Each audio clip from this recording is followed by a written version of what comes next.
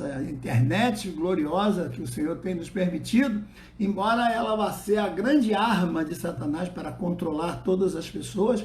Vocês já viram aí, o chip já está sendo desenvolvido, já existem centenas e centenas de pessoas usando esse chip. Já na alta sociedade existem pessoas que já estão usando o chip para serem identificadas via satélite, por um caso de rapto, um caso de sequestro, elas serem identificadas. Então, esse chip vai ser uma coisa que todos vão amar, todos vão achar fantástico. Imagine você dando baixa no hospital, não precisa mostrar documento, não precisa fazer histórico, não precisa ser entrevistado, nada, todo o seu histórico está ali, todo tipo de medicamento que você já tomou está ali, todo tipo de doença, de exames, enfim, tudo conectado naquele chip que vai sendo atualizado praticamente todos os dias, assim como o Google atualiza o teu celular, os programas, os aplicativos que são sempre atualizados automaticamente, esse chip também será atualizado. Então ele já está por aí. Agora a ideia é para a rede médica, né, para colocar então toda a história do paciente, todo tipo de conduta que os médicos devem ter, mas depois isso vai se estender e você não vai precisar mais usar nem carteira de identidade, nem documento de cartão de crédito, nada disso, porque bastará o chip.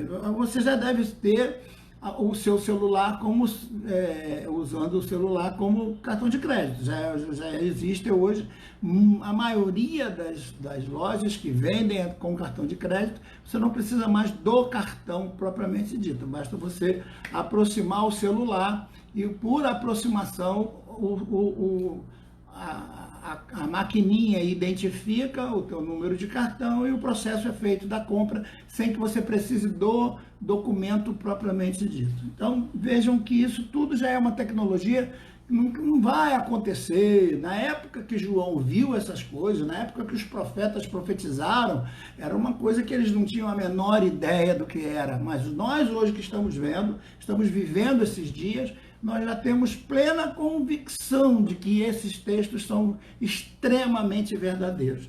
Só não acredita quem não quer acreditar, só não acredita quem não, né? De vez em quando alguém escreve aí para mim, pastor, isso aí são crendices. Eu digo, desde o momento que essas crendices estejam confirmadas pela Bíblia, eu prefiro continuar com essas crendices, certo? Mas hoje tem um assunto de muita importância que eu acho que é bom nós conversarmos a respeito da palavra de Deus. A pergunta foi mais ou menos assim: pastor, como o senhor pode provar que Deus vai fazer novos céus e nova terra? Segundo ele, o único versículo que fala sobre o assunto de um novo céu e de uma nova terra é Apocalipse 21.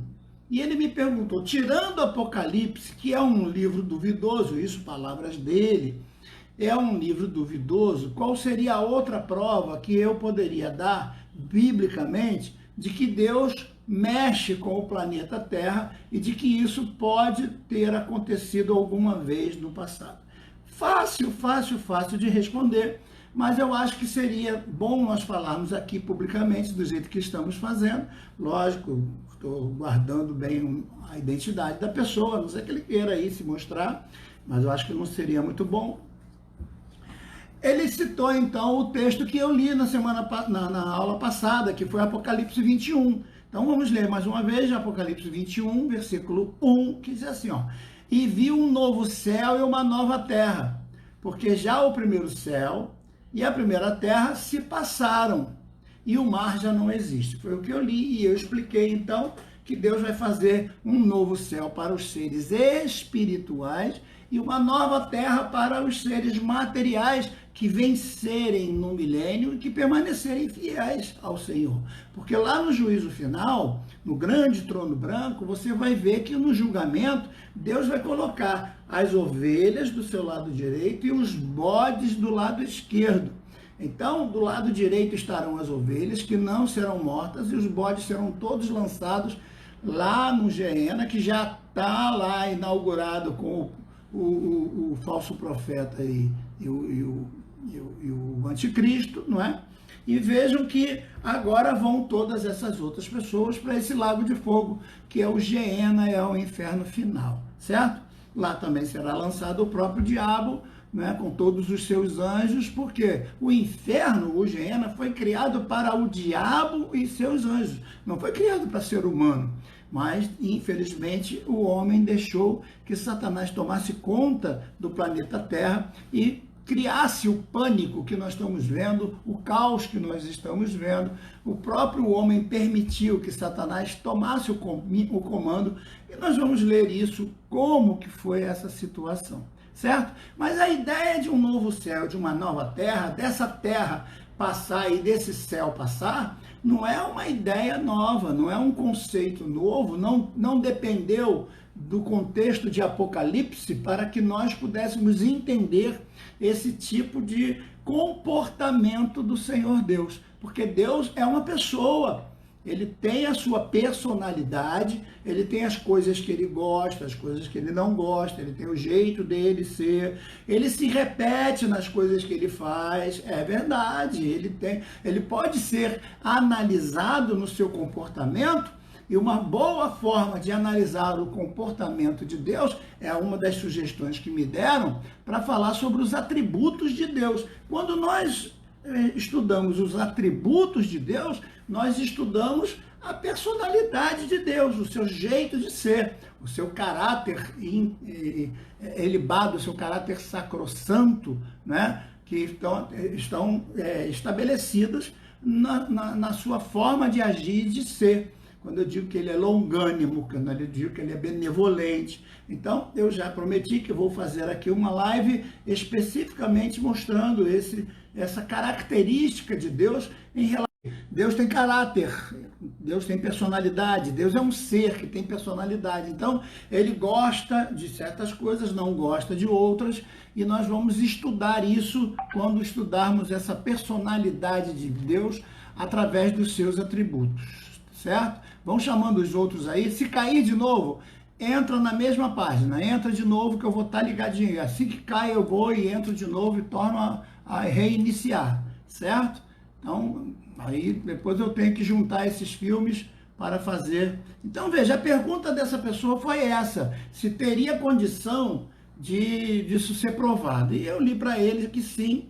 O contexto do pensamento de Deus sempre foi demonstrado aos seres humanos. Por exemplo, quando você lê Marcos capítulo 13, verso 31, o próprio Jesus se referindo à sua palavra como Cristo, como Filho de Deus, e a palavra do Senhor Deus também, ele diz assim, ó, passará o céu e a terra, passar o céu e a terra, para um pouquinho, olha o que ele está dizendo, passarão o céu e a terra, mas as minhas palavras não vão passar. O que ele está dizendo? Que a palavra dele não está encaixada, a palavra dele não está submetida, ela não está amarrada à questão do tempo da terra ou o tempo do céu. O céu e a terra pode passar. Então veja que o escritor Marcos já está se referindo aqui a esse contexto de uma forma muito fácil. As palavras do Senhor Jesus foram entendidas como sendo uma coisa natural, dos céus passarem, da terra passar, de haver uma nova mudança. Então, quando você estuda as questões teológicas do passado, você percebe isso com facilidade, que Deus não está falando de nada novo em relação a novo céu e nova terra, certo? E é interessante você ler, por exemplo, o que o apóstolo Pedro nos escreve. Olha só, Pedro é um dos apóstolos preferidos que andou com Jesus, foi um daqueles que mais perto de Jesus sempre estava. Na sua segunda epístola, no capítulo 3, olha o que Pedro diz no versículo 8. Mas, amados, não ignoreis uma coisa, que um dia para o Senhor é como 1000 anos, e 1000 anos é como um dia. Então, não dá para a gente analisar o tempo de acordo com o conhecimento humano e o olhar humano, porque o olhar de Deus não está limitado dentro desse tempo que nós vivemos. Então, para nós, o tempo passa, nós voamos, nós morremos, certo? Então, é importante você entender isso. Por isso que vai ser necessário que a gente leia Gênesis. Então, eu queria que você, nesse dia, se interessasse um pouquinho para a gente ler Gênesis, tá bom? Gênesis capítulo 1. Vamos ler com calma, analisando cada palavra usada, porque esse é um texto que está sendo escrito por Moisés, né? E ele escreveu isso 1500, 1450 antes de Cristo, e ele está escrevendo de um tempo de também milhares e milhares de anos antes dele, Moisés, certo? Então ele não está escrevendo o que ele tirou da cabeça. A revelação de Deus veio para ele ali, para ele poder dizer todas essas coisas com tanta agilidade, com tanta capacidade. É importante você entender que é Moisés quem escreve, porque para você analisar o que o autor pensa sobre essa questão, para o texto ficar mais fácil de ser compreendido. Então, olha o que ele diz lá no Gênesis, versículo 1. Ele diz assim, ó, no princípio. A primeira coisa que acontece na palavra de Deus, quando você começa a ler, é ver que tem um princípio. Essa já é uma palavra que você não pode passar por ela sem analisar. Porque se teve um princípio, isso quer dizer que antes desse princípio, algum tempo aconteceu para que o princípio fosse estabelecido como princípio. Quem viveu antes desse princípio? Quem estava na terra antes desse princípio, certo? O que estava acontecendo antes desse princípio? Ora, se do princípio Deus criou os céus e a terra, Deus, criou. Então, se ele criou, ele já existia antes do princípio. Então, antes que o princípio acontecesse, Deus, já era Deus. E é fácil você entender isso quando você lê o Evangelho de João. Olha que o evangelista dá uma palavra aqui de profundidade, porque ele vai usar a mesma expressão. João, Evangelho, capítulo 1, versículo 1 também em diante. Ele diz assim, ó, no princípio, é a mesma expressão usada por Moisés, lá em Gênesis 1.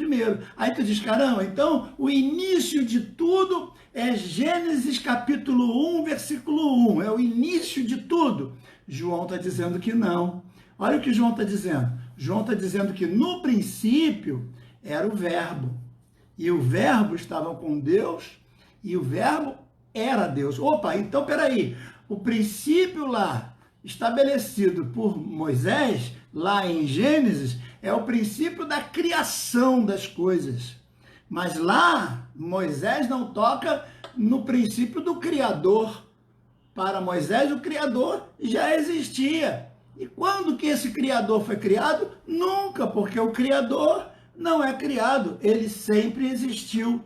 Ele sempre vai existir, porque ele é de eternidade a eternidade. A gente vai ler isso já que o próprio Moisés escreve no Salmo 90. Olha o que diz então o texto de João, Evangelho de João. Diz assim, no princípio era o verbo, e o verbo estava com Deus, e o verbo era Deus. Agora o versículo 2. Ele estava no princípio com Deus. Então não dá para tirar Jesus do lugar, do momento, daquele ponto exato, aquele ponto zero, onde toda a criação acontece.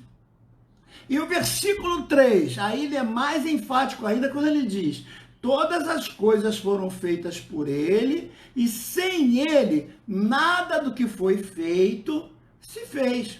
Ora, o que João está dizendo? Está dizendo que Jesus participou lá do princípio de Gênesis. Ou seja, antes que o princípio de Gênesis acontecesse, no princípio criou Deus os céus e a terra, Deus já existia na sua trindade. Por isso que você vai encontrar lá em Gênesis, nós vamos ler com o tempo aqui, se Deus quiser, onde o próprio Deus diz, façamos o homem. Olha, plural, façamos.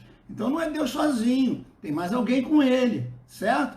A nossa imagem, nossa imagem, é plural de novo, nossa imagem e nossa semelhança. Então veja que é mais do que uma pessoa, tá certo? Daí a palavra Elohim ser plural. É importante você perceber que no contexto da criação, o princípio desta terra, que nós conhecemos como terra, ela teve um início. E o que existia antes dela? Opa, aí também é uma análise que se pode fazer dentro do próprio contexto bíblico, certo? Olha só como que o próprio Moisés vai escrever no Salmo 90. Ele vai combinar com Pedro. Parece que Pedro copiou de Moisés, porque Moisés escreveu 1450 anos antes de Cristo, né? E esse Salmo 90 é um salmo de Moisés, e agora Pedro vai falar a mesma coisa praticamente que Moisés falou, mas só que Moisés vai além no seu Salmo 90. Olha o que o Salmo 90 diz: Senhor, tu tens sido nosso refúgio de geração em geração. Então passa a minha geração, passa a geração da Andressa, da Lívia, do Bernardo, do Benício e de quem mais vier e de quantos vieram na minha antecedência, e dos meus pais, dos meus avós, dos meus bisavós. E Deus continua sendo Deus. Ele continua sendo de geração em geração. Ele é Deus, certo? E ele diz aqui, ó, antes que os montes nascessem, ou que tu tivesses formado a terra e o mundo, sim, de eternidade a eternidade tu és Deus. Olha que coisa interessante, uma eternidade para frente, o que significa que quando tudo for consumado, o trono branco acabar e ele criar novos céus, nova terra, ele vai continuar sendo Deus. E se você conseguisse ir numa infinidade para trás, até chegar ao ano zero, onde ele está criando todas as coisas, ainda existiria uma eternidade antes da criação, porque ele é Deus de eternidade passado a eternidade futuro. Olha, todas as coisas que nós praticamente conhecemos são criadas. Os anjos foram criados, embora sejam eternos, mas tiveram um princípio.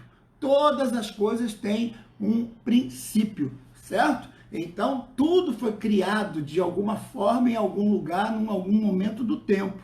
E tudo pode ser mudado, porque esse nosso Deus está acima de todo o contexto. Então, ele está acima desse vírus que está por aí, ele está acima do anticristo, ele está acima do planeta Terra, ele está acima do sistema solar, ele está acima de tudo. É impossível o ser humano conseguir contemplar a grandeza de Deus na sua onipotência, tá certo? Então, vejam que o texto vai continuar aí. Vamos voltar para Moisés. É o mesmo Moisés que escreveu lá em Gênesis. E a gente vai voltar a ler Gênesis, se Deus permitir. Fique comigo aí mais um pouquinho, certo? Se não der para terminar hoje, a gente vai para amanhã. Não há problema nenhum, porque eu não quero que você fique com dúvida. Então, o que nós estamos lendo? Que Moisés resolveu escrever sobre o princípio dessa criação. Mas será que essa criação foi a primeira coisa que Deus já criou? Não sei, vamos ver.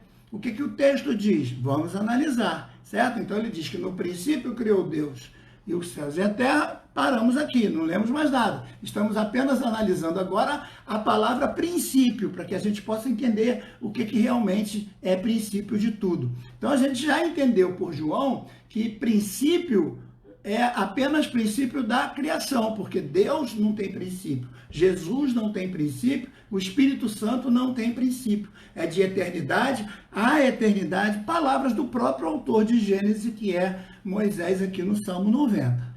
Certo? Então não estamos forçando barra, estamos seguindo a regra hermenêutica, que é a regra exegética de que todo autor tem que ser analisado conforme seu próprio texto. Então o autor é analisado de acordo com ele mesmo, com o pensamento dele, autor, certo?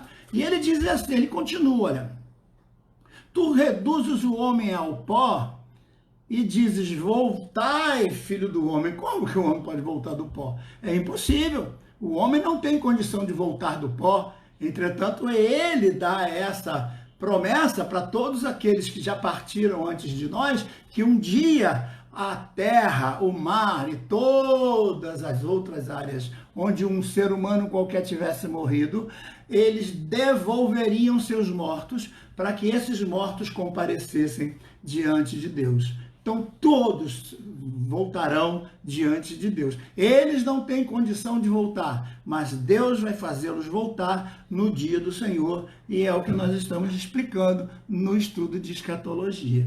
Então, aí ele vai dizer no versículo 4 o mesmo que Pedro disse lá quando a gente acabou de ler ainda há pouco, Pedro. Ele diz, porque 1000 anos são aos teus olhos como o dia de ontem que passou. Repare que o texto de Pedro, ele é bem parecido. Pedro diz assim, amados, não ignoreis, 2 de Pedro, capítulo 3, verso 8. Amados, não ignoreis uma coisa, que um dia para o Senhor é como 1000 anos, e 1000 anos como um dia. Agora, no caso de Moisés, no Salmo 90, ele está dizendo, porque 1000 anos são aos teus olhos como o dia de ontem que passou.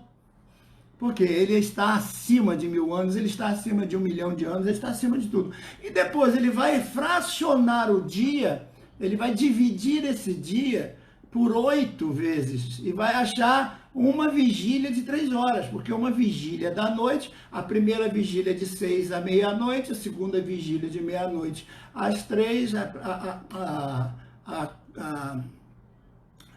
oh meu Deus, primeira vigília de 6 às 9, segunda vigília de 9 à meia-noite, a terceira vigília de meia-noite até às 3 da manhã, e a quarta e última vigília, onde as bênçãos acontecem, não é? É a quarta e última vigília, que é de 3 horas da manhã até as 6 horas da manhã. Então ele está dizendo que 1000 anos é como uma vigília, é como 3 horas. Se ele apenas dissesse que 1000 anos é igual a um dia, a gente poderia fazer até aí uma dízima periódica, facílima de fazer, porque 1 está para 1000, assim como 1000 está para 1. Opa, que legal! Teríamos então a condição de saber que enquanto passa 1000 anos na Terra, passa um dia no céu. Mas não, ele aí complica tudo quando ele diz que também é igual a 1/8. Então, 1000 está para 1, assim como 1 está para 1/8. Agora complicou, eu convido alguém matemático aí para me ajudar a fazer essa equação e chegar a um resultado. 1000 está para 1, assim como 1 está para 1/8. Sabe, tá bom? Tá certo? É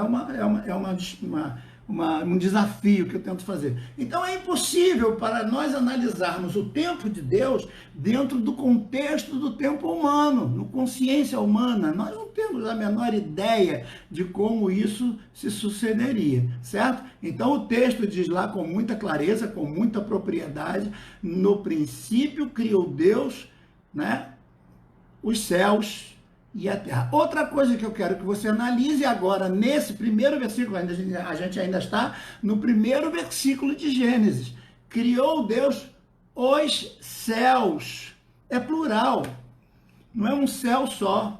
E muitas vezes a Bíblia se refere a céu, tem o céu dos céus, tem esse céu como abóbada celeste, o céu matéria. Então, quando o homem vai na Lua, ele vai apenas no primeiro céu. O homem está querendo ir a Marte, apenas no primeiro céu. O céu é tudo que é matéria, tudo que é material está dentro do céu. Se o homem, com a sua tecnologia, pode ir a um lugar desse, então esse lugar é matéria. Se o homem pode tocar e pisar, é matéria. Então, se o homem tocou na Lua, a Lua não tem nada a ver com o céu espiritual. A Lua é um céu, está dentro do contexto do céu material. Então, vejam, só dentro desse contexto de céu material, nós temos milhões e milhões de vias, de galáxias.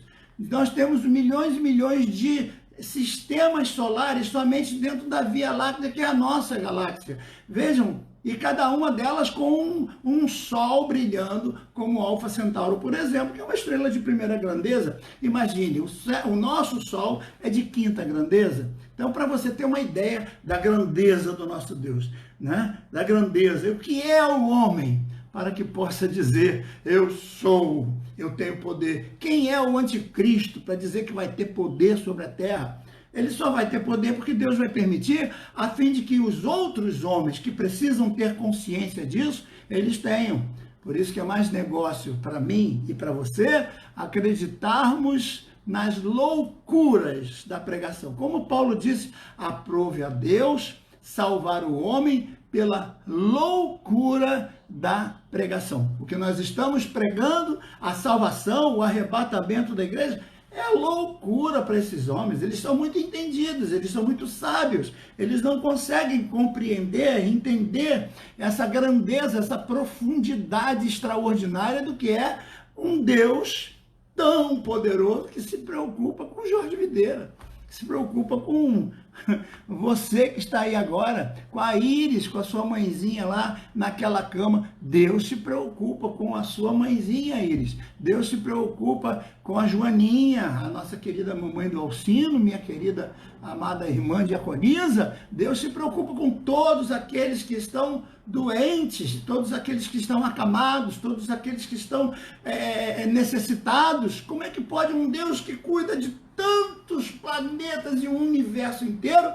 Pois é, para que você saiba o quanto esse Deus é extraordinário. A mente humana não tem como saber essas questões. Agora veja, esse céu material é apenas um deles.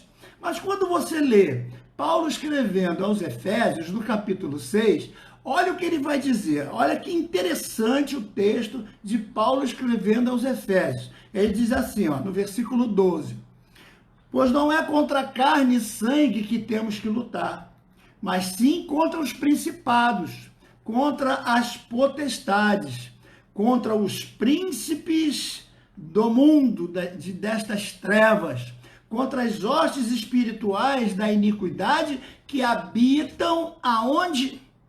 Nas regiões celestiais.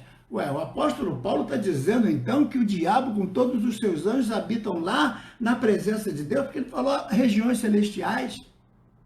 Esses seres que são invisíveis, que muitas igrejas aí pregam que não existe, quando Jesus expulsava demônio era problema psíquico.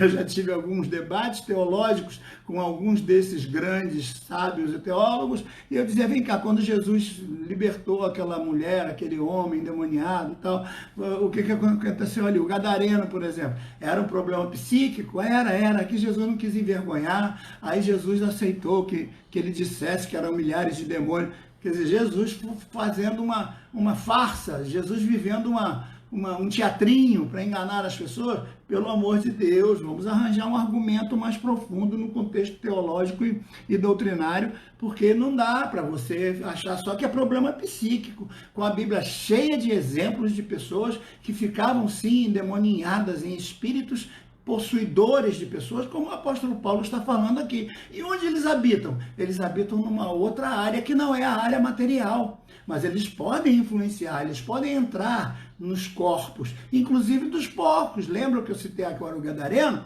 Quando você vê aquela conversa, não vou ler o texto para não nos prolongarmos muito, mas você vê que os porcos estavam por ali, e criar porco era contra a lei do judaísmo, porco é um animal imundo, não é? Então aqueles seres, aquelas pessoas que estavam ali não pertenciam ao contexto da regra estabelecida por Deus, porque não podiam estar criando porco. E aí os demônios pedem, então deixa que a gente entre nos corpos destes porcos. E Jesus disse, então vá. E aí os porcos se precipitaram no abismo, e os que lucravam com os porcos ficavam desesperados, quiseram bater em Jesus. Jesus teve que sair dali correndo, não é? Por quê? Porque criar porco dá dinheiro. Até hoje tem muita gente vendendo porco por aí, como se fosse ovelha, como se fosse carne espiritual, mas não é carne contaminada, é carne de porco daquela bem podre. Não que eu não goste de carne de porco, porque hoje, graças a Deus, essas coisas foram mudadas, depois que o Senhor mostrou para Pedro todos os animais e disse, Pedro, mata e come. E Pedro, dentro do seu conceito religioso, disse, como eu vou matar e comer animais imundos? E Deus estabeleceu então o quê? Aquilo que ele purificou. A gente não pode chamar como imundo. Então, a partir dali, se entende que comer, né, tem a ver com a gratidão a Deus pelo alimento. Então, a partir dali, comer porco já não é mais proibido. Mas isso é uma outra questão. Se a gente discutir, vai ficar um tempão nesse contexto aí. E agora vejam, quando Paulo ele vai colocar na carta aos Coríntios, na sua segunda carta, ele vai colocar no capítulo 12, o versículo 2. Eu confesso a você que depois que eu chegar no céu, abraçar Jesus, abraçar todos os meus queridos parentes que já se foram, abraçar minha mãe, abraçar meu pai, abraçar todos os meus entes queridos, abraçar todos vocês, que vai ser uma alegria muito grande de estarmos no céu. Quando eu tiver tempo, e nós vamos ter muito tempo no céu, eu vou chamar Paulo do lado e vou dizer: Paulo, aquela história de você ver coisas e não contar pra gente, rapaz, aquilo deu problema. Porque, poxa vida, nós como professores de teologia ficamos apavorados lá na Terra para poder explicar coisas que você viu e não contou. Você podia ter contado. Lógico que é uma brincadeira que eu estou fazendo aqui, né? Eu não vou questionar Paulo, porque Paulo não teve autoridade para contar o que ele viu. Mas olha o que ele diz no capítulo 12, versículo 2 da segunda carta. Ele diz assim, ó: conheço um homem, é um estilo judaico de escrever, sempre se referindo ao personagem na terceira pessoa, ele mesmo se colocando na terceira pessoa. Conheço um homem em Cristo que há 14 anos, se no corpo não sei, se fora do corpo também não sei, Deus o sabe, que foi arrebatado até onde? Até o primeiro céu. Ele foi na Lua, ele foi em Marte, ele foi em Plutão, em Júpiter, no primeiro céu? Não, ele foi no segundo céu aqui, que é o céu, a habitação de Satanás, no céu onde todos os demônios se aglomeram. Não, ele foi no terceiro céu. Ó, se existe um terceiro, então existe um primeiro e existe um segundo. É Paulo que está dizendo que foi no terceiro. Ora, é fácil você entender. Por isso que quando você lê lá Daniel, quando Daniel começa a orar e o anjo vem trazer a resposta, o anjo é impedido por Satanás, tipificando, né, ali como o príncipe da Pérsia, dizendo: olha, tu não vai passar por aqui. E o anjo para, e Deus dá ordem para que Miguel venha e expulse o diabo, porque aquele ambiente pertence ao diabo. Então, entre Deus e os homens é um ambiente, é uma região celestial de maldade, onde Deus não tinha como ter contato direto. Por isso, como eu falei ontem, Deus colocou uma escada, que é Jesus, e através da escada, somente através da escada, não é o teu jejum, não é subindo o monte, não é fazendo milagre, não sei do que, não é fazendo patuar, não é deixar um cabelo comprido ou curto, não é fazendo sabe-se lá o que, não.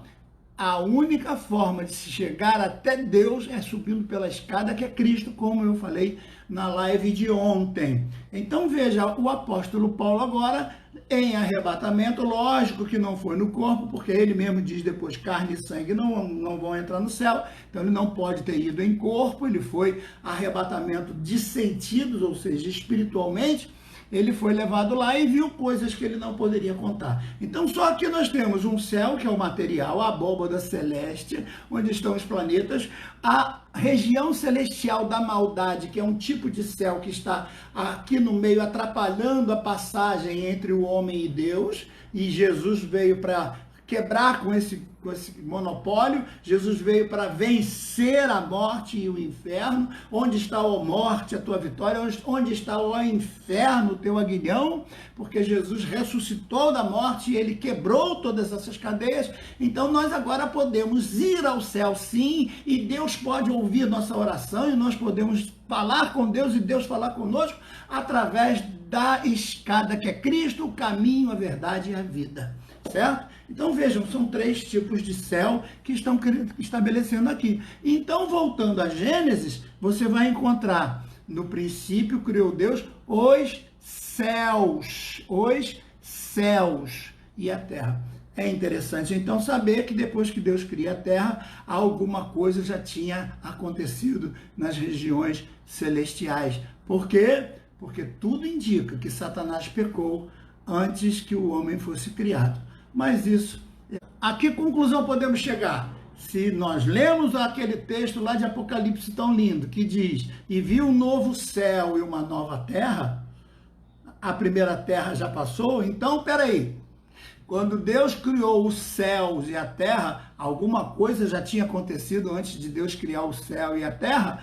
Ou alguma coisa aconteceu quando ele criou o céu e depois a terra, né? A gente vai estudar isso depois, porque tem a ver com trevas. Deus criou as trevas e a terra era sem forma e vazia. Deus criaria alguma coisa sem forma e vazia, hein? Então, eu queria colocar para vocês aqui algumas perguntas que surgiram, que eu quero tentar responder com calma, com muito carinho com vocês, porque são perguntas importantes que a gente não pode descartar de jeito nenhum, certo? Então, eu queria que você atentasse para algumas dessas perguntas. Veja só, por exemplo, quando os dinossauros viveram sobre a face da Terra?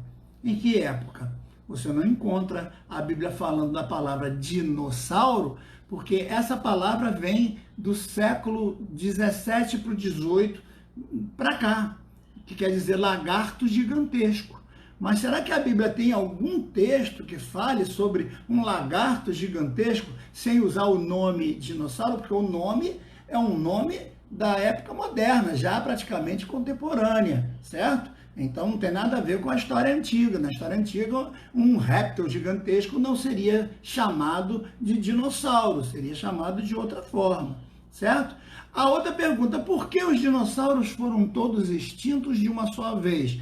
É uma pergunta interessante que a gente tem que analisar. Por que esses animais tiveram que ser destruídos? Ou por que eles foram abatidos ou não? Ou por que Deus deixou que eles se perdessem?